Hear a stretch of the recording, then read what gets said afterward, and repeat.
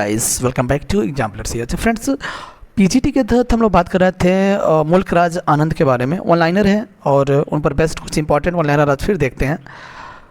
अगर वीडियो पसंद आए तो लाइक और शेयर करना मत भूलिएगा। आइए शुरू करते हैं। Mulk Raj Anand was born on December 12, 1905 in Peshawar, then in India but now in Pakistan. तब इंडिया में था पेशावर और पाकिस्तान में है। इन हिंदू क्षत्रिय फैमिली में वो परिवार में पैदा हुए थे 12 दिसंबर 1905 को। ही डाइड ऑफ निमोनिया, मरे किससे? तो निमोनिया से मरे थे पुणे में 28 सितंबर 2004 को 98 साल की उम्र में। ठीक है।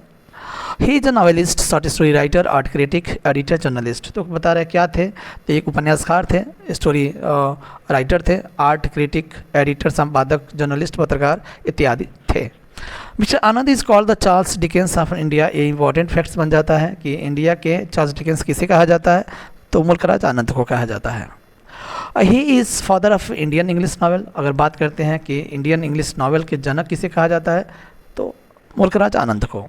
ही was admitted at Jehangir hospital on 17 September 2004 due to pneumonia. His death was announced by Raman Gohar, his nurse. तो आपको बताते कह रहे हैं कि 17 सितंबर 2004 को जहांगीर हॉस्पिटल में भर्ती हुए निमोनिया की वजह से, और उनका डेथ का जो अनाउंसमेंट किया वो रमन गौहर ने किया, और जो एक नर्स थे।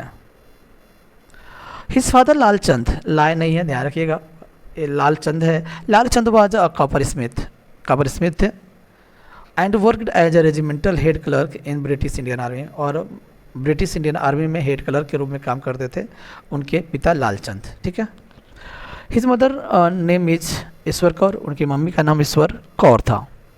इन 1921 मुल्क राज आनंद ज्वाइन खालसा कॉलेज अमृतसर। तो 1921 में खालसा कॉलेज ज्वाइन किए।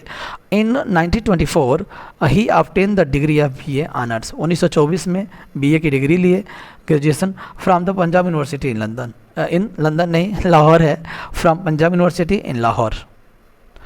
In 1921 he was imprisoned for his participation in the civil disobedience movement।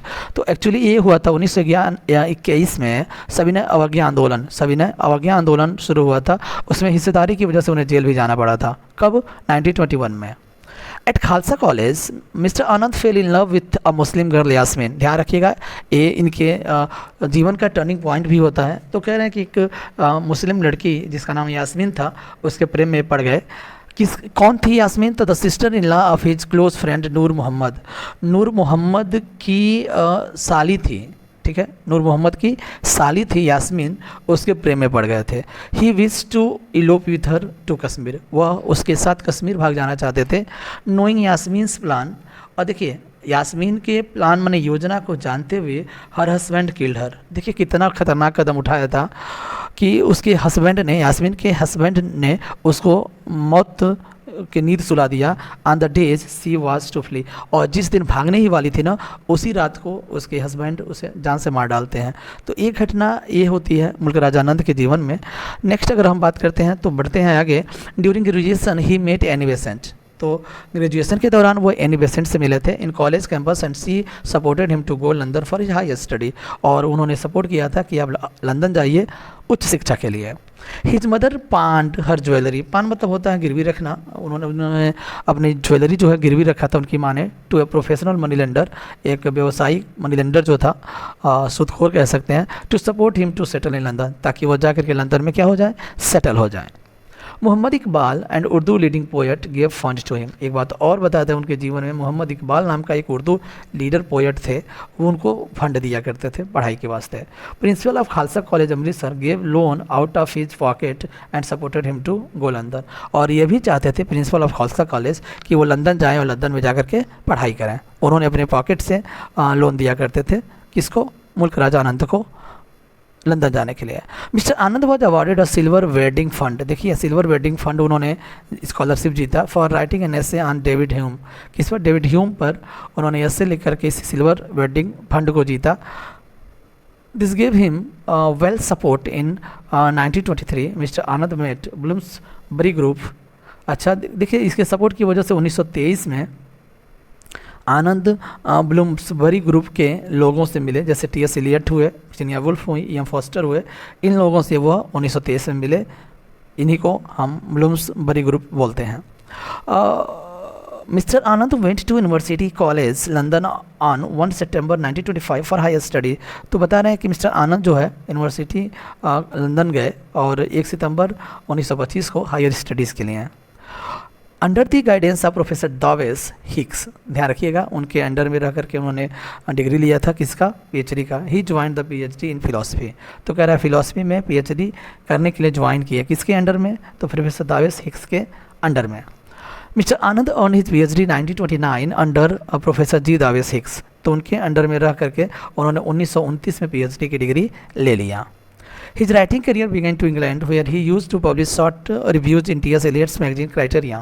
तो कह रहे हैं कि वह उनका जो कैरियर शुरू हुआ इंग्लैंड में, जहां वह अपने छोटे से रिव्यूज़ को छपवाया करते थे, पब्लिश करवाया करते थे। T.S. Eliot का एक पत्रिका था जिसका नाम था क्राइटेरिया। ठीक है, आगे बढ़ते हैं। Heer Ranjha was his favourite story, तो आगे बता रहा है कि जो हीर रांझा की कहानी है उनकी एक फेवरेट स्टोरी रही है। During the 1930 and 1940 he was very active in politics. 1930 और 1940 के बीच में वह राजनीति में बहुत ही सक्रिय रहे।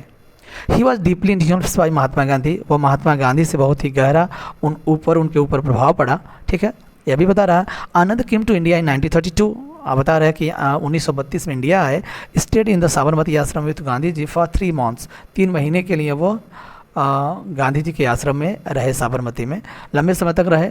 और यहीं 1935 में उनका एक वर्क आया था अनटचेबल, साबरमती आश्रम में ही रह करके लिखे थे untouchable, Mulk Raj Anand. During 1930-40 he came in contact with intellectuals like Bertrand. अब देखिए 1930 और 40 के बीच में बहुत अच्छे अच्छे बुद्धिजीवी लोगों से मिले, जैसे बर्ट्रैंड रसेल के साथ मिले, हेनरी मिलर के से मिले, जॉर्ज ऑरवेल से मिले। ऐसे जो इंटेलेक्चुअल्स थे उनसे मुलाकात हुआ 1930 और 40 के बीच में। इन 1936 ही मैरिड कैथलीन वैन गेल्डर, तो आपको बताया था 1936 में कैथलीन वैन गेल्डर से उनकी शादी हो जाती है। In 1935 he played an important role in the founding of the progressive writers, तो कह रहा है कि उनके निर्माण में, प्रोग्रेसिव राइटर्स के निर्माण में उन्होंने एक इम्पॉर्टेंट रोल निभाया। Association in London along with the writers Sajjad Zaheer and Ahmed Ali, Ahmed Ali और सज्जाद जहीर के राइटर के साथ साथ उन्होंने progressive writers association in London में एक अहम भूमिका निभाया। Throughout the 1930 and 1940 he divided his time between London and India। 1930 और 1940 के दौरान उन्होंने अपने समय को बांटा, कुछ लंदन में कुछ इंडिया में।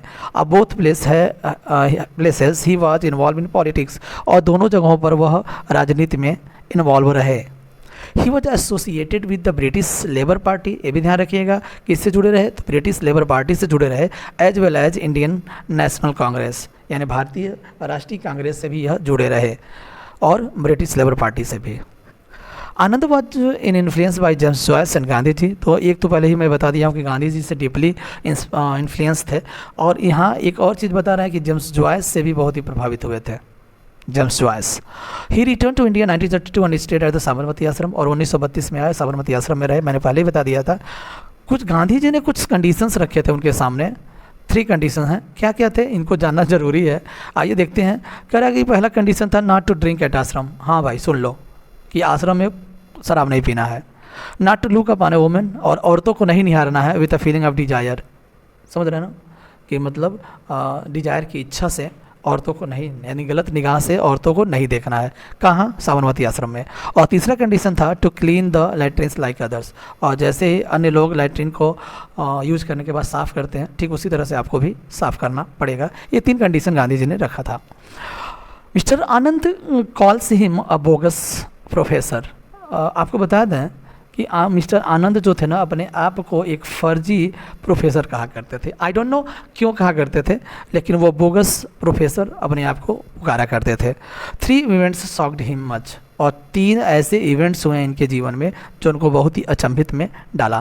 पहला क्या था, तो his cousins and classmate Kaushalya's death, तो एक तो उनकी चचेरी बहन या क्लासमेट कह सकते हैं कौशल्या का मृत्यु था, एक चीज़। दूसरा कह रहा है his aunt Devki suicide, Devki की सुसाइड उनकी चाची थी due to social discrimination between Hindu Muslim issue. Hindu Muslim issue में जो डिस्क्रिमिनेशन होता है, भेदभाव होता है, उसके चलते उनकी देवकी ने सुसाइड कर दिया, उनकी चाची ने। Once she share food to a Muslim lady, एक बार वो मुस्लिम लेडी से अपना भोजन चेंज कर ली थी, शेयर कर ली थी। सी वॉज इंसल्टेड, उन्हें लज्जित होना पड़ा। एलिमिनेटेड, बहिष्कार किया गया उन्हें फ्राम हर फैमिली, अपने परिवार से, as well as Hindu community, और हिंदू समुदाय से भी बाहर होना पड़ा। उनका मतलब क्या था फ्रेंड्स, तो सिर्फ वो हिंदू महिला से अपना भोजन शेयर कर ली थी। तो एक यह भी असर पड़ता है मुल्क राजा आनंद पर। नेक्स्ट है his own arrest for breaking the law. हाँ, एक चीज़ और आपको बता दें भाई, एक और है कि कह रहा है कि his own arrest for breaking the law in Jallianwala Bagh massacre, यानी हुआ था 13 अप्रैल 1919 में हुआ था। तो उनका खुद गिरफ्तारी हुआ था जालियांवाला बाग हत्याकांड में, तो उसमें भी ये उनको थोड़ा सा इफेक्ट डाला है इनके जीवन में। और चौथा आपको बता दें, वन मोर इवेंट, एक और इवेंट आपको बता दें। चौथा जो इवेंट था यास्मीन का उसके पति के द्वारा मारा जाना, ये भी उनके जीवन की सबसे बड़ी घटनाओं में से एक है। ठीक है, तो ध्यान रखिएगा। ऑनलाइनर कंटिन्यू रहेगा बेस्ड ऑन मुल्क राजा आनंद। मिलते हैं नेक्स्ट वीडियो में। Thank you for the watching video. Bye bye, tata, take care.